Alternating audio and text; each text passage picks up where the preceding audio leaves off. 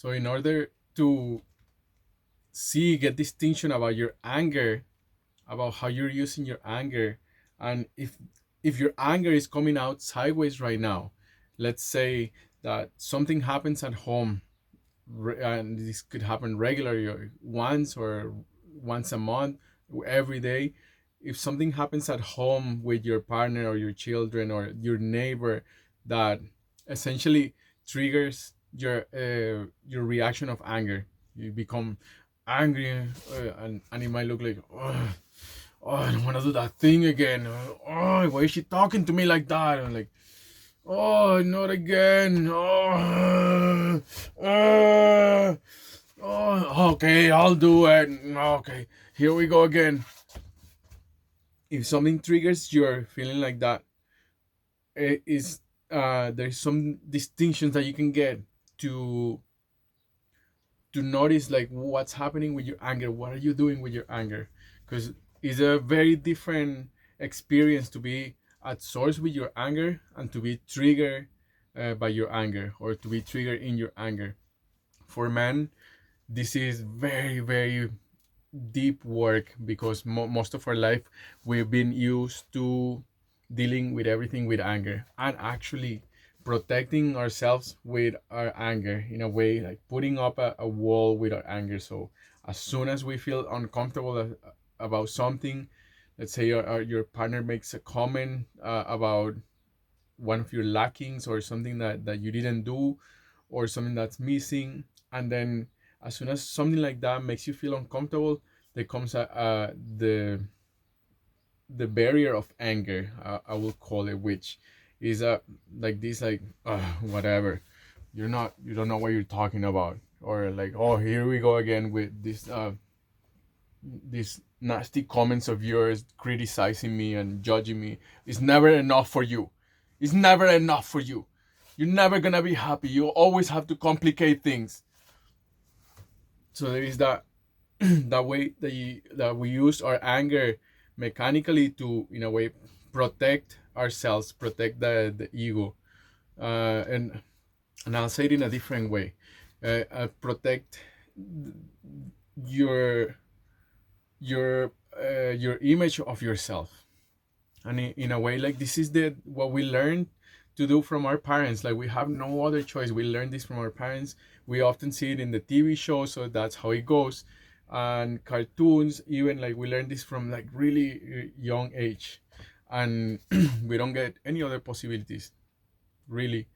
We get to see happy couples maybe on the TV, and we get to assume that some people that we see maybe in the street, or group of friends, that they are happy couples, and that they don't really do this thing to each other. They don't have these nasty comments, and they don't get angry at each other. But the reality is that that's not life. In a way, all of the couples that I met, all of the people that work together, all of the partners, there is a conflict, and there is a problem, and there is this way of dealing with anger. And what made the difference for me, and the possibility that I want to bring into you in this video, is about what are you doing with your anger, and not in this way of judging, like, what are you doing with your anger, but in a way of really putting the aspect, like, kind of like the radio of possibilities. Like, what are your possibilities when you're feeling like this? What are your possibilities? And there is a few different uh, ways that you can go from here. One of them is really going into spaces of practice, where you can get to practice in a space specific for practicing your anger. So going into high intensity uh, way, yeah, like expression of anger, even with your rage towel, going all the way to 100% intensity anger, as intensity as you can bring. And is your responsibility as the person that's taking the steps to work with your anger, to create that space for yourself. It might mean going into nature. It might mean like creating and negotiating a schedule with your partner of when you're gonna do those things. Let's say you talk to your partner and you say, I would like to take 3 days of the week to have a 15 to 20 minute practice at this time. And then you go and you negotiate and create those negotiations. And it might not succeed at the first try, but this is the steps that you're taking towards creating that space for yourself to create that space where you can like really explore your anger. And the awesome thing when you work with your anger in this way as an exploration is that all of a sudden when you get triggered at home and you feel angry, you start recognizing like, oh, there it is, I feel angry. And through that recognition start creating a gap that increases the gap in between the stimulus or the sensation and the reaction, how you react to it. And then the gap starts opening up a little bit more, a little bit more. It starts very very slow at first. It can be very slow, and maybe the gap opens up a little tiny little bit, and then you get to see a little sliver of a possibility. And then a few months after, you get like this much more, and then the gap starts becoming a little bit bigger. But it's that process of going into this space of practice where you can feel that anger. The other possibility for you to know, to have an insight of how are you using your anger and what else is possible, is to see you can study the triangle of low drama. And the triangle of low drama is very basic. It's three characters, and which is, if you study any movie, if you look at any movie, any TV show, and books, stories, is all the way around us. And you can categorize all of those movies. They fall essentially into this triangle of low drama. And the triangle of low drama is a way, is formed by three characters, and they study this in places like Alcoholics Anonymous, Violence Anonymous, Narcotics Anonymous. They study the triangle of low drama. They call it the triangle of drama, or I can't remember what they call it, but they study this triangle. And it's three very basic characters, right? Take notes. The first one is the persecutor, right? There's somebody persecuting. There is three characters, okay? There is the persecutor and a victim. The persecutor is persecuting a victim. And the second character will be the victim. The victim being a victim, like the somebody that's powerless about something. And there is a third character in that drama that is called the rescuer, the savior, which is, how can a savior be so bad? They're so good. They're saving the world, right? But there is this character of the savior or the rescuer. It plays a role inside of this triangle, and it's a very very powerful role. But the essential role in there is the victim. If there is no victim, there cannot be any persecutor or any rescuer. So what I'm trying to say is that by studying and recognizing when you are in low drama, what that means is recognizing when you are making yourself a victim of something, or you are persecuting, or you are rescuing somebody. When you identify if you are in one of these three roles, and then you can start noticing and getting a guidance like, oh, I'm in low drama. And what is the problem with low drama? It could be all good. To just be in low drama is one of those, right? And essentially what's happening in terms of your anger is that you're using your anger to persecute.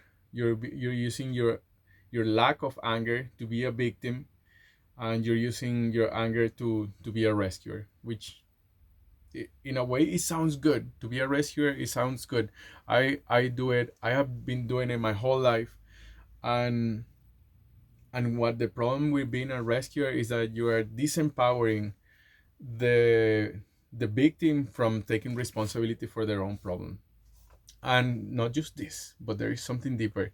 By being a rescuer, you are, uh, from experience, you're using that to also be a victim of something else. For example, you can be an unconscious rescuer or a responsible rescuer, and you try to save the victim, but in the end, uh, you're using that as a strategy to be a victim yourself. You're rescuing somebody, you're rescuing a victim, but at the end, you're using that as an excuse to be a victim yourself, from something else. So, in a way, this is a way of disempowering yourself, and it's a very old game, and it's a game that is played all over the place, and essentially, you're gonna see it everywhere. And once you start going and analyzing this, you see like, I'm in low drama, I'm in low drama, I'm in low drama, and recognizing how are you in low drama, where are you in low drama, what is your benefit of being in low drama. And essentially the benefit is that you get to avoid responsibility, you get to blame it on somebody else, right? If you're um, if you're a victim of not having enough time, for example, then you can blame it on time, like this thing, that abstract thing that is called time, that you don't have enough time. You can also blame it on your family, that you don't have enough time. You can blame it on the society, that they don't have the structures for people to have enough time in their life. Yeah, for people to have enough time, so you have to be in a rush to make money, to clean, to do all of these things and all of that, and you can make yourself a victim of that. And you also, uh, yeah, so it's essentially a way to avoid responsibility, and you can be a victim about anything. It's really easy to make. You can see like how many movies there are there. I can think right now of like many things that I could be a victim of, and it's just a way of avoiding responsibility. Uh, it's not a story, it's not a structure that supports the taking of responsibility. It's a structure that supports the giving away of responsibility. So in these terms, you're using your anger or not using your anger to avoid responsibility, to avoid taking responsibility. And which is amazing, because then you get to avoid taking responsibility. You don't have to deal with that thing. That thing, it's somebody else's problem. It's my partner's problem, it's the government's problem, it's my parents' problem. I love that one. It's the time's problem. And then you don't get to deal with it. You get to stay right. You stay in the right, that you are right about this thing, and then you don't get to deal with that thing, right? So what else is possible if it's not low drama? Well, the word itself says it. If there is a low drama, then there is something else, and this something else is called high drama. And high drama is about taking responsibility. How can you do to what can you to take responsibility instead of avoiding responsibility? You are focused like, how can I take responsibility? How can I feel triggered? How can I take responsibility for these feelings? I want to kill somebody. How can I take responsibility for this? Or I feel really angry and frustrated and scared. I don't know what to do. And how can I take responsibility for this? Or you say, I want to do a training. I want to do a 3-day training or a 4-week training where I can get to explore my anger with a team in a practice space. And how can I take responsibility for creating that, for creating the spaces for where I can go into that? And yes, that's gonna include discomfort. Something's gonna feel uncomfortable. Things are gonna feel like you don't know, because a lot of the time we're faced with these incredible situations that really call for all of our resources to be out there, and it calls out for your creativity, essentially. Well, how can I be creative, and how can I have the energy to create this, and how can I essentially create the thing that I'm being called to create. So this is instead of using your anger or your lack of anger to be in the low drama triangle, how can you use your anger to create and take responsibility for creating the things that you want to create? So this is the big distinction. If you get to study the low drama triangle, is a world in itself, and is a consciousness expanding experiment that really opens up the eyes, because there is so many layers to it. For example, when I started studying this, I became superior. I thought like, oh, now I know now low drama triangle, and I started seeing it in my partner. I saw her complaining. Complaining is one of the best low dramas, right? She's a victim of something, and then I will close up and say, and I will be dignified, like, oh, she's complaining again. Oh no, she's complaining. What am I gonna do? Why are we doing this? And at first I will call her like, hey, you're complaining. Stop complaining. So in that way, I was becoming a persecutor of a victim. So I was perceiving her as a victim, and I was becoming a persecutor of her. And in the past, I would have been more like, before I knew about this, I will be more the rescuer. I will save her. I will like come and rescue her. She will say like, oh, like that water bottle is so heavy. And then I'll be like, oh, can I come and lift it up for you? I'll get it for you. Which is nice. And in a way, I'm taking the responsibility from her to ask for what she needs, which is like, can you help me with this bottle that is heavy? Can you help me with this bottle, moving from here to there? I need it now, or I need it in an hour. And this is the problem with the rescuer. So there is many layers to this low drama triangle, that when you get to start studying it, you get to see it in others outside, and you also start seeing it inside. And it will take some time to see all of the different layers in which you are avoiding responsibility, which is broad spread. Is spread all over. Is in government. Is in the education. Is in the way that, in a way, like it's a triangle that really is a basic structure that a lot of our society is based on.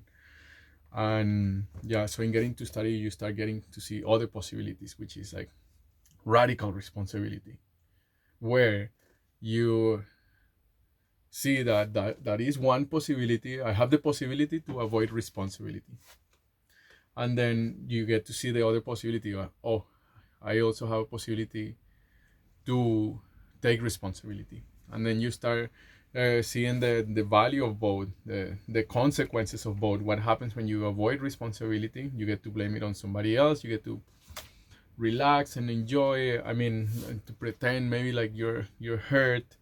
Maybe you don't have any other possibilities.